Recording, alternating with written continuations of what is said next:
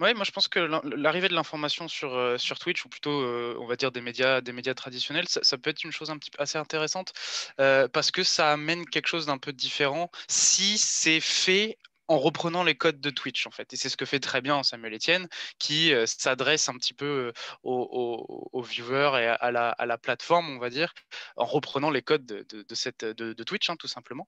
On le voit dans ses streams, matinaux. Il a vraiment une espèce de familiarité avec son chat, hein, qui est une personne à part entière, même si c'est des milliers de personnes, c'est une entité, le chat sur Twitch.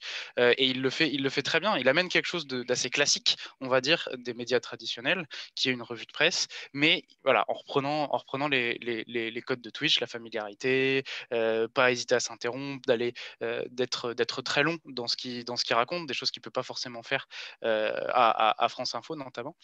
Moi, je pense que c'est très bien, oui, parce que voilà, ça amène, comment dire, un contenu un peu plus éducatif, on va dire, à Twitch. On les habitue à bien sélectionner l'actu.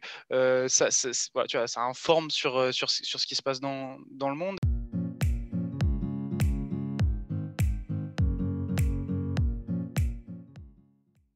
Moi, je pense qu'aujourd'hui, Twitch doit être vu par les médias traditionnels comme un complément, parce que je pense que quand même la télé reste très forte. On n'en est pas encore au moment où alors ça avance doucement, mais où le web envahit complètement la partie télé. Je pense que Twitch doit être vu par ces médias traditionnels comme une possibilité de s'adresser à un public jeune qu'elle a de plus en plus de mal à capter, et un public, bah, très connecté forcément.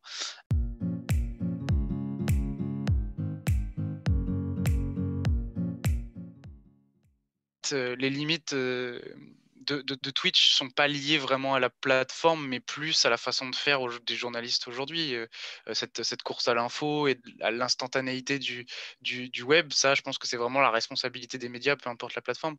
Les limites de Twitch, en réalité, ce sont les mêmes que la télé, que les journaux, que les sites internet.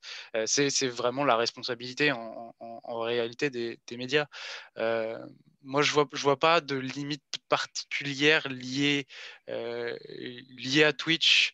Hem, les les difficultés que Twitch peut opposer à des médias qui s'y intéresseraient, ce serait vraiment, bah, encore une fois, trouver les bons formats, puis l'interactivité, quoi. Parce que tu vas t'adresser directement à des gens qui vont peut-être parfois remettre en cause ta parole, qui vont parfois, heu il faut le dire, hein, être mieux informés que toi sur un sujet ou un autre, et qui là vont te l'opposer directement parce que tu es comment dire, en discussion directe, hein, c'est Mmh. l'interactivité de la plateforme avec eux. Donc c'est vraiment plus ça. Peut-être que la plateforme demande un, un vrai travail, un vrai challenge